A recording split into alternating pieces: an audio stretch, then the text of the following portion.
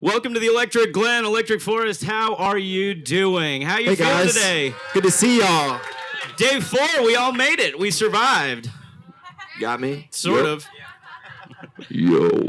Let's jump in. You guys are closing out the forest with the Motet tonight. Does that feel like full circle for you to be able to come back together with the guys that really started it all for the two of you? Yeah, absolutely, man. Yeah. Those are the Motet guys, man. I was we were in a van together for 5 years, like running around the country playing shows and then coming here doing this for the first time. So yeah, absolutely. Man, those are just like some of my best friends. So getting to do not only just play here, but close out the forest and do with those guys, it is completely full circle and just an honor to get to do it. I'm like, oh, thank God. Do you think that? Well, okay. So you weren't an original member. You joined a few years after the Motet had already been actually around. The lead singer for the Motet now, Jans. So Jans was in the band before, and they had made a good run at things. And then he kind of stopped doing stuff with the band. So that was when I came in because they had different sax players joining them for a while, and then I kind of became permanent. And then the reason I started Big G is because we stopped playing so much, and I was kind of like, shit, like what am I gonna do to eat? Like, how am I going to, live? I need to do something, you know what I mean? And I was like, okay, I'm going to start this thing. And, fortunately, we got busy enough to where I couldn't do the Motet stuff anymore. And then a couple years later, I think it's been a couple years, Jans joined the band again. And now they're kind of like full swing again, where they picked up, before I joined. Totally. Jeremy, do you think that the funk is back? Like, we really are seeing that resurgence, and that's why the Motet is so in demand, and Lettuce and Grizz is pushing it. I think the funk is back in the biggest way it's been in years. I mean, I don't think I knew it ever left, but because that's what we've been playing forever. Yeah, that's what we've been playing. That's what we grew up on. That's what we've been playing before. When we had side projects before Big G, I would play with the Motet guys like in Boulder and whatever, and we were playing like Herbie Hancock, Stevie Wonder, like all anything funky. And yeah, when we started Big G, we were like trying to keep that funk vibe happening, and it definitely seemed like it kind of disappeared for a little bit. And yeah, Motet's bringing it back. Lettuce. Snarky Puppy. There's a bunch of bands out there that are like really killing it and moving stuff forward, and it's just cool that people are like into instruments again and all that. I guess I don't know. And make some noise for instruments. And that's the thing. You really broke around 2010 and 2011 at that time when the pendulum had shifted to the laptop DJ with the Jesus pose bringing live instruments to the stage suddenly changed the game, and now everybody wants a live element in their sound. Do you see yourselves in that story of really swinging that back? I feel like we at the beginning, everyone looked at us like we were fucking crazy. They're like, what are you doing? Like, what is the saxophone? Like, get this thing out of here. What the hell is it?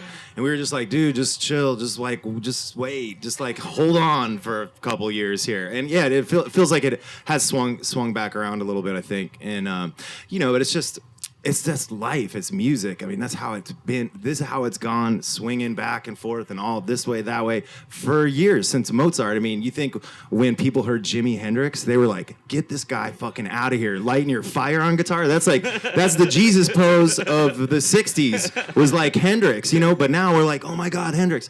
So it's just like, it's just a cycle of stuff. It's always, there's always these older styles of music get reinvented, and then they become a new style and stuff like that. So, that's just the way it's always been, man. And so that's why we just stuck with our thing, and we just kind of like, just keep trying to push the saxophone, the drums, and the beats, and just seeing where we can take that and pushing it as far as we can push it, because if we don't do it, no one else will. You know what I mean? And that's, it helps. And now I feel like that's helped the situation now, with everything being everyone being more accepting of it, and just where we're at now with it. So, it's just a cycle of stuff, and we're just happy to be in the middle of it all, and have the opportunity to push it in directions that maybe people have never heard before.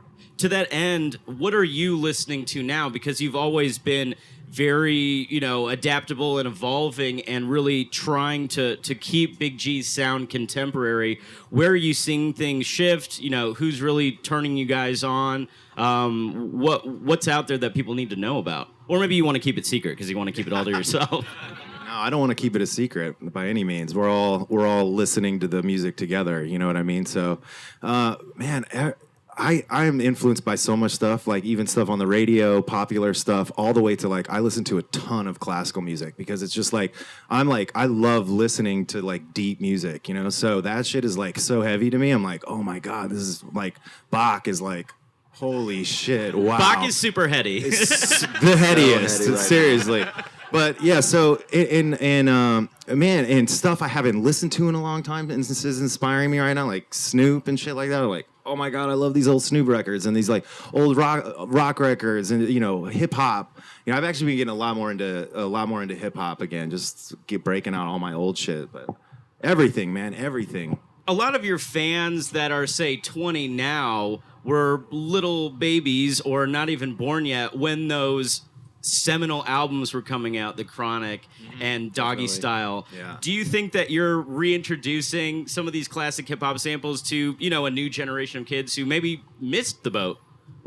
Yeah, for sure. I mean, we love that music, and that was a part of what we grew up on, and it's kind of fun to be able to bring it back, to that and play it, for kids that might not have heard it or it wasn't like a part of their like teenage years or whatever. But I feel like that music, it's going to be around, forever or, whatever. Just like the Beatles are around. It's like everybody knows who the Beatles are, but they weren't a part of, your youth necessarily. But it's like all that, the music of the last, whatever, 80 years or something like that, 60 years is just part of kind of what has become this like thing that's ingrained in everybody almost. And younger kids will look back at that in 30 years and they're gonna be like, oh, Snoop, like that's for my grandfather or whatever. But at the same time, It'll timeless still be music current. is Yeah, timeless it'll still, music. yeah, You know what I it'll mean? still feel current. We were in the car yesterday, just driving here, and just Thriller came on, and it was just like,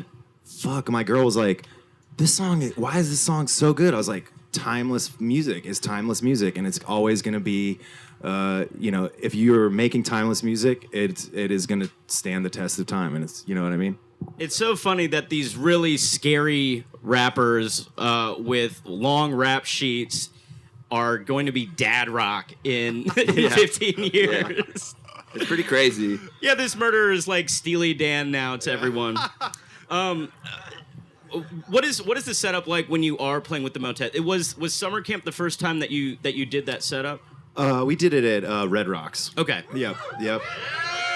Red Rocks fam. Rowdy Town. Yeah, that was sort of like our first, I wasn't really sure how to do it. I'm like, Right. how should I do it? How is it all going to work out? So, it was like our first test of figuring it out. And I think, we're just getting better at it every time. So, but I thought it went off great at summer camp. I love that. That was super fun. So we're excited to do it again tonight. If you guys haven't seen us play some stuff with the Motet, it's going to be super fun. Those guys are really epic musicians, and they just like bring this whole.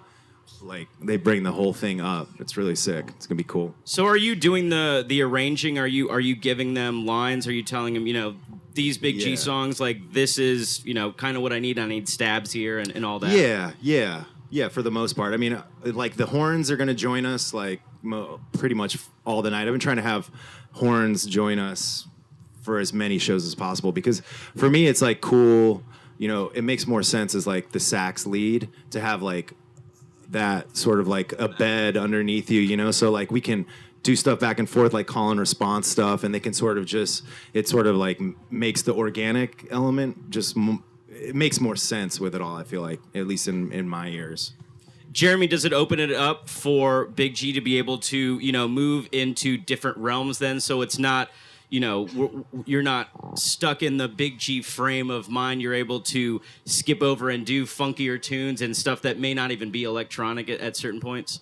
Yeah, absolutely. And that's something that we might have planned for tonight. I don't know. Ooh. Yeah. It's I don't want to give anything away, but sure. But it's really cool playing with those guys because they have all these like musical sensibilities, and they can like play harmonies, over stuff and just kind of fill the music out in a way that we can't do. We can only do so much, the two of us, and then the track, that's already there, that's like fucking awesome. Sure. They just can add these kind of elements to make it feel more organic and more, like this fucking beast that's coming at you. And that's, kind of been the whole point, I think. And so yeah, it's so much fun playing with them, and like I'm just like, they're such good friends of ours, and they just kill it so hard that it's really just fucking fun. I don't know. Sorry. On that tip, you were a monster in the forest last night. You came out with Electron. You were out with Everyone Orchestra. Is that what makes Electric Forest so special, that all your friends are here and you can just run around and play with them all night? Oh my God. Yeah, it's so great. I mean, this is, one of the festivals that every time we're on it, we're here like the whole weekend or as long as we can be, hanging out, bouncing around, sitting in with people, and it's such a great vibe, It's always been like that since Rothbury and everything. Yeah. Dom, does the Electric Forest crew trust you enough to say, okay, we're putting you on the closing stage for a reason? Do you feel that pressure to deliver something special every year, because it is sold out and it's one of the hypest festivals of the year? I mean, that's got to be a sort of a nervous inducing feeling. Yeah, it is, I do. I get super nervous, but it's like I said before, it's like an honor to just that they let us close it out, and the reason why, when we were able to do it again, we were like, we want that last slot, because 3 years ago, when we closed it out, we got the same slot, and it was just like so magical for us, and we were like, all right, cool, we want that slot again. We want the opportunity to be able to do that again. And I feel the pressure to make it a great show, but I love that. I love that, and makes it work a little harder. Yeah, and that's my thing. I'm just a hardworking dude. There it is. That's all it takes. Just little old me working hard. That's it. Speaking of hardworking, there are so many different styles and trends right now. When you are thinking about going back into the studio and capturing what Big Gigantic is now and what you want it to be, for the next tour and for the next studio work, what kind of things are you thinking about? Are you trying to make it more organic, like you're talking about playing more with the motet and bringing in live elements? I'm trying to dig all the way back, like from day one, where I wasn't even putting saxophone in the music, like Fire It Up and stuff like that, but all the way to now, but then all the way to like what's going to be happening in 2 years, and the thing with me with making electronic music, I have a master's degree in jazz sax, and that when I was saying earlier, when I stopped with the motet or whatever, that's what am I going to do? I was hanging out with my buddy Alex Bawin, who's Paper Diamond. Give it up. And whoop, whoop. And so he was like, I was practicing, I was like shedding my horn 6-8 hours a day, trying to do jazz and stuff like that. And he was like shedding Ableton and computer like that, and he was like the only guy around Boulder I knew who was like hitting it that hard like I was, So we just bonded, and then I just went over to his house every day and was like looking over his shoulder like, what the hell? Like, what is that? Why do you do that and all this stuff? So anyways, that's how it got started. So I had, not only has Big G, I've been like writing, but I've been like learning how to use a fucking computer and how to use, because like I didn't even, the first laptop I bought, it was like me and Jeremy were living together, and the laptop I bought was from Jan's, so I bought the laptop from him, and so I was learning how to even produce. I have no fucking idea how to produce, you know what I mean? So I'm like, well, shit, I love to write. I have no idea. I mean, I could sit there and play piano and write a song or something, but like to make a track out of it. So my journey in terms of like making music has not only been like a writing thing, but a producing thing. And that's why you've seen so many different styles of music and different stuff like that, because it's like, you know, it's a journey, you know, to be a musician and be a writer and want something more and special, you know. It's just like, you can't just be in it for the quick, you know, you got to be in it for the journey, for the whole thing. And, you know, you have to learn all the steps, you know, whether it's like 808 bass, you know, that sounds like trap, or noisy ass massive sounds or whatever. You know, you have to learn all that stuff to be able to go, well, I want to use it or I don't want to use it. You know, it's like, you can't know like how to say hi and I love you in French and then say like, I'm just going to go walk around France and speak the language. You know, you got to be very popular. You got but you got to know the whole language. So that comes back to what I'm saying. So now that I like know the language a little bit better, you know, I feel like a little more comfortable with going all the way back to the stuff, to some of the more original stuff I was doing, and then, you know, all the way to now to even like, okay, like where are we going to sit in the future with everything? And, you know, so now I have a studio back in my house, which that hasn't been for years. So that's exciting. And I just writing music every day and I have a better idea of stuff. So I feel like all the stuff I'm writing now is really just bringing all those elements into something new and special. And it feels real good. It feels good right now. Do you think that you've built up a trust with the Big G fan base to where, regardless of what genre you may be producing, they're going to say, okay, it's Big Gigantic. I love what they do. I trust it. I'm going to go with it, whether it's house or future garage or trap or whatever. You think that you've built up that goodwill with the fans? I hope so. I can only hope, y'all.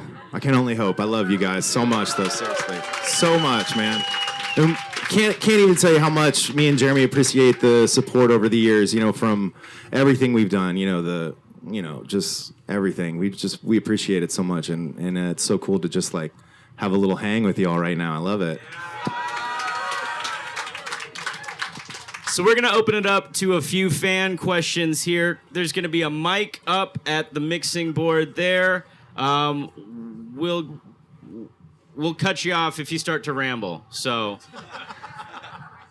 hey guys, hey, what's caught up? You on the Mad Decent Boat Party. Yes. Going forward, are you gonna try and be on every boat party if you can? Yo, we would love to, but because your deck set was one of the top 3 greatest sets I've ever seen. Thank you, man. It was amazing. Thank you. Yeah, man. Yeah, you know, it's kind of random. That stuff's pretty random. You know, but we did a bunch of the Mad Decent stuff last year, so I think, you know, it made sense for us to do the party. Unfortunately, we're not doing it this year, but hopefully in the future, man. The boat parties. I don't know if you guys have ever been on a boat party. If you haven't, it is one of the best parties. It's worth it. Just save some money and go do it. Is it weird playing live on a boat? But it does like move, so you kind of have to like to like dig in a little bit and get your. Oh yeah, playing drums is weird. You'll like lean back and all of a sudden, you know, your hi-hat's gone. Yeah, it's so weird. But it's, man, those parties are seriously, it's the most fun that I know I've ever had. And, you know, I've been going to festivals since I was like 18, and that,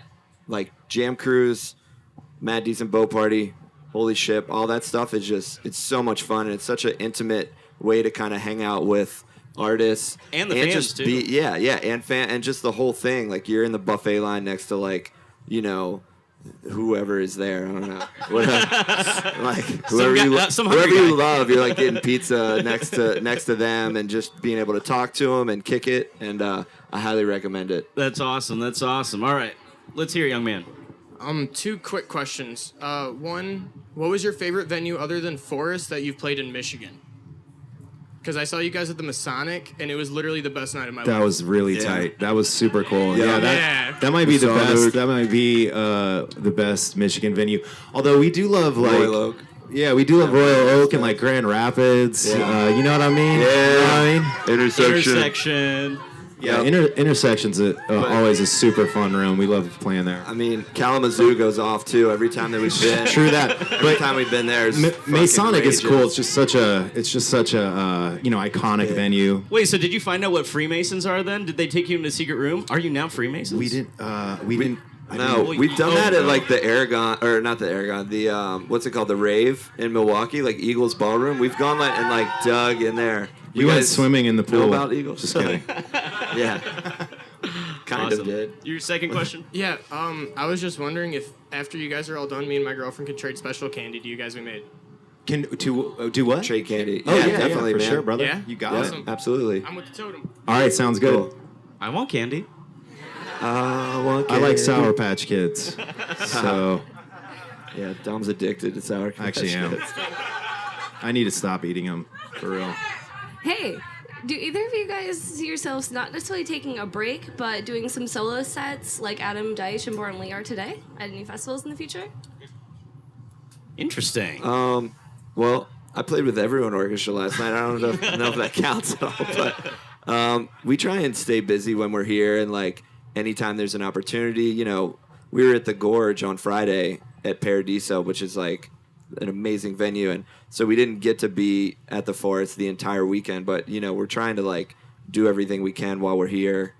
And Dom likes to sneak around and kind I of do an occasional solo thing or something. We might try and do something late tonight somewhere. Ooh. Yeah, We'll see. Maybe. campground style. Late night.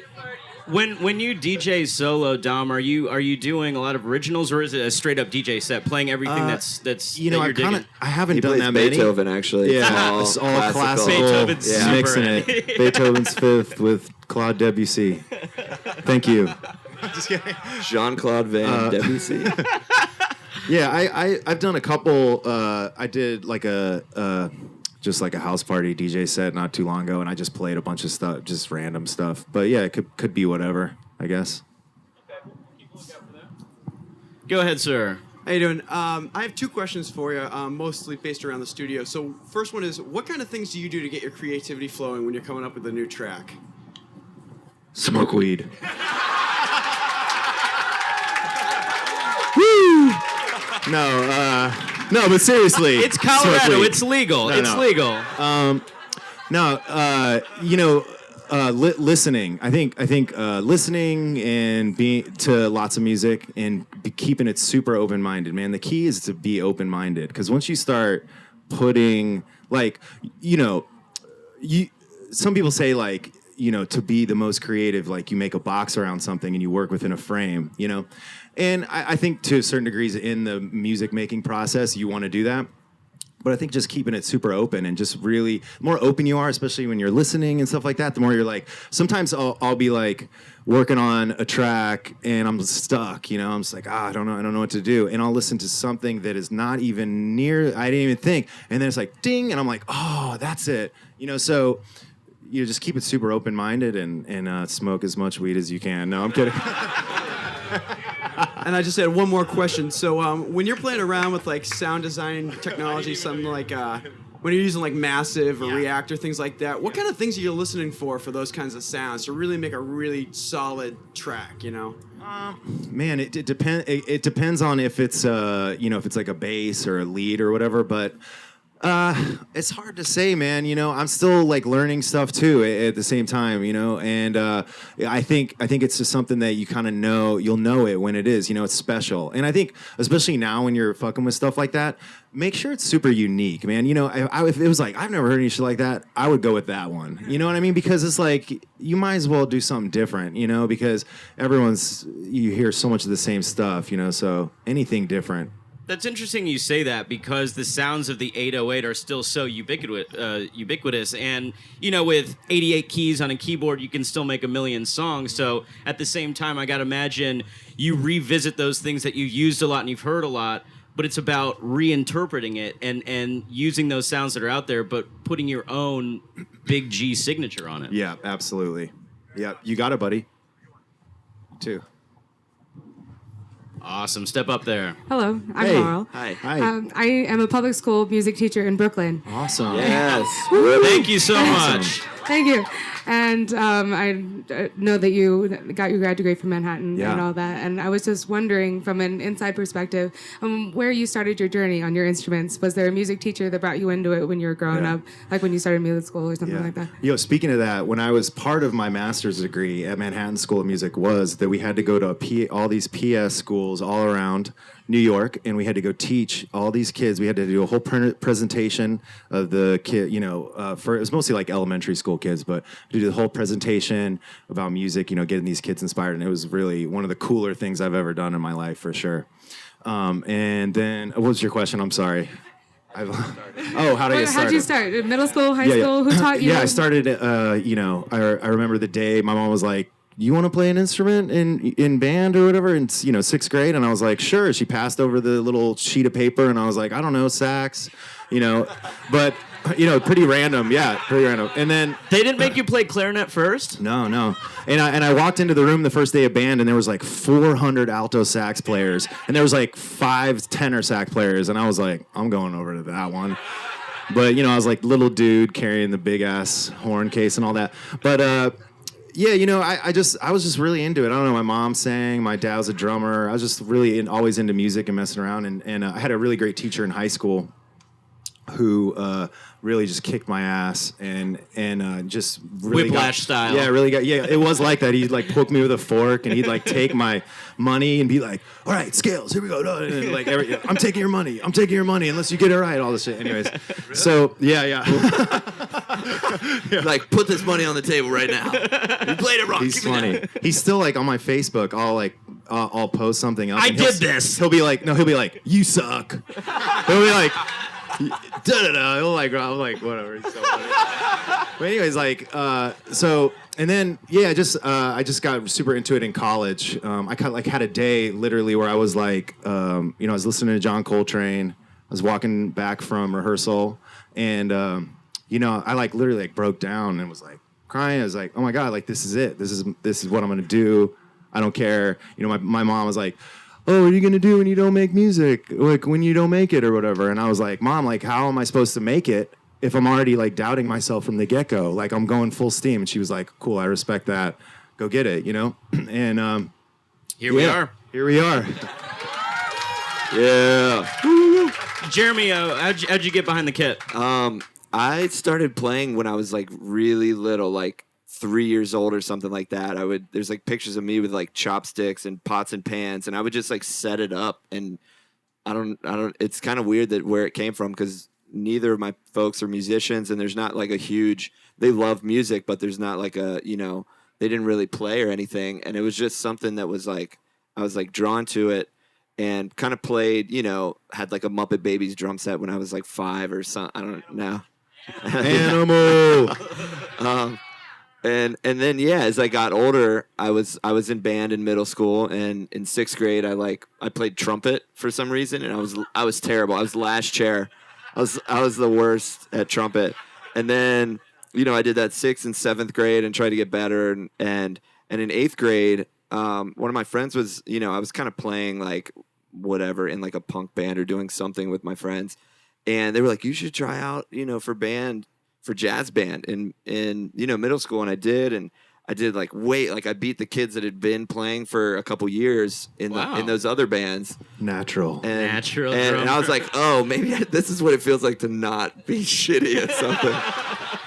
And so I started doing that and took lessons from somebody in Virginia where I'm from, and I'm self-taught, and just I listen to everything that I can and like literally try and mimic it like exactly, and try and get inside the head of like that musician, and why they're putting the inflections where they are, why they're playing the way they do, and like the whole thing, even the way they sit, so I did that with like a lot of different drummers over the years, and then developed my own style from that. I would take different pieces of what I learned from this guy, from that guy, and it's just a constantly evolving thing, and it's really fun. But that's how I got started. I don't know. I wish I went to school. I always wanted to.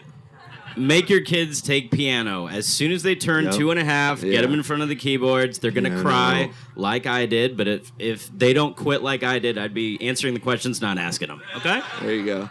Thank you for your question. Let's get Thank you. A few more here. What's up, guys? Sorry, what's up? Lost my voice at Bass Nectar last night. It was kicking and killing. screaming. You good? That'll happen.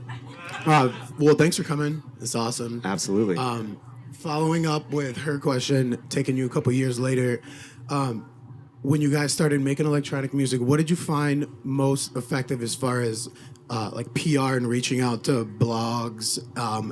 When you're like you kind of competing with Paper Diamond at that time as far as attention and gaining a fan base. Friendly and internet. competition. Friendly, obviously, Oh, yeah, for sure, healthy yeah. competition. Yep. But nonetheless, How did you, between internet and SoundCloud and This Song Is Sick and performing, what did you find most effective as far as being a catalyst to get you guys rolling?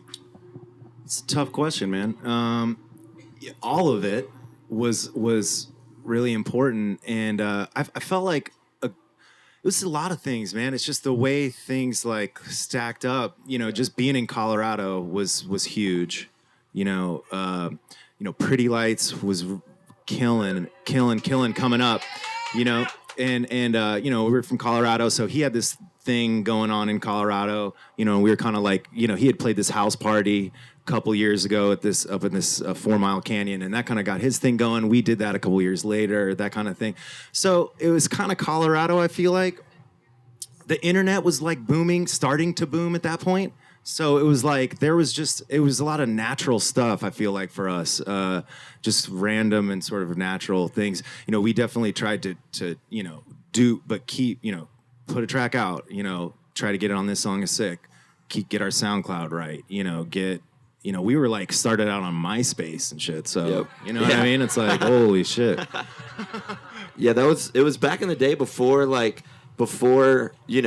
Nick, This Song Is Sick, Nick's blog was like kind of just starting, and you guys were just coming up. All of it right kind of, Yeah. everything kind of happened at this, almost at the same time, I think, to help feed each other, where, Derek was coming up and doing his thing, and we were kind of right there, and everybody at one point was just playing after parties for Sound Tribe. That's like literally how Skrillex, Bass Nectar, Pretty Lights, Grammatic, like that's how everyone got their start, was with Sound Tribe. Not even kidding. Huge Opening props up, to all those guys. Truth. Opening up, but right at that same time, the whole like the DJ culture thing kind of started, exploding, and it was just everywhere. It was on MySpace, on Facebook, and then as we all start to grow, we were like, man, how can we get our name out there more? What do we did the whole press kit thing, we did that, and then you guys, I remember when you guys like came up and hit us up, and we were like, hey, we're trying to start this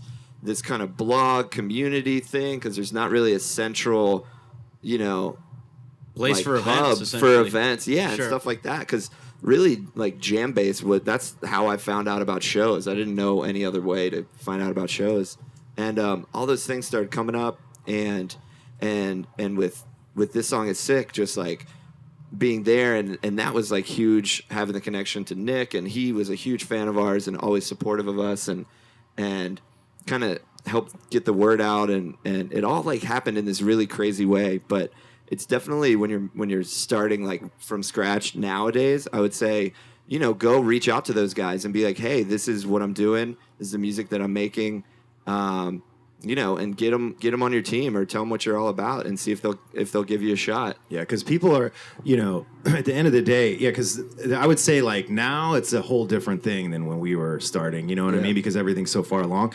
But like we're saying, timeless music, good music will always win. And if it's good, people will hear that shit. Even like guys like Sonny, man. Sonny like loves new artists, and Skrillex, and he's like, he's like, who's the new artist? Who's the new shit? I want to hear it. He like loves, so the guys, the artists people want that, so, if you're just get your stuff out there, just hit people up, and, it'll get through. Word of mouth is definitely the way to do it, though. Like, tell your friends to tell their friends, make flyers, throw parties, play parties, just like get, Hustle. have fun, and bust your ass, and hopefully good things will come from it. That's what, I don't know. It worked for us. So. I listen to every submission that comes into my inbox, and if it's super shitty, you'll get a really nice email from me back that says, keep at it, buddy, you're gonna get there. And yeah. So that's one way to do it. I'll remember that. There you go. I've been working with a couple PR guys and stuff, and I have some stuff on EDM.com. Cool, man. EDM Nice, dude. Tunes. Awesome. My name is Choice. Gypsy Rhythms. Check it out. It's tight. A little promo session. No, really good. So that's one way to do it. That's one way to do it. I mean, you got to get in with it. One last You're already question. making the right moves. Yeah. There, see? And going with that, where can I send you some timeless originals? Man, send it over to our SoundCloud, or send it to biggigantic@gmail.com, because that's just me and Jeremy and our manager. So, Yep. yes, sir. Can't wait to hear it, brother. Yeah, man. All right. We got time for one more. Let's make it a good one, sir. No pressure. I was gonna ask two, but I'll just ask one now. Okay. Because I already know what your set. I was gonna ask about your setup, but you guys do like machine and a lot of that stuff. But if you could do any collab with someone, who would you want it to be with? Herbie Hancock.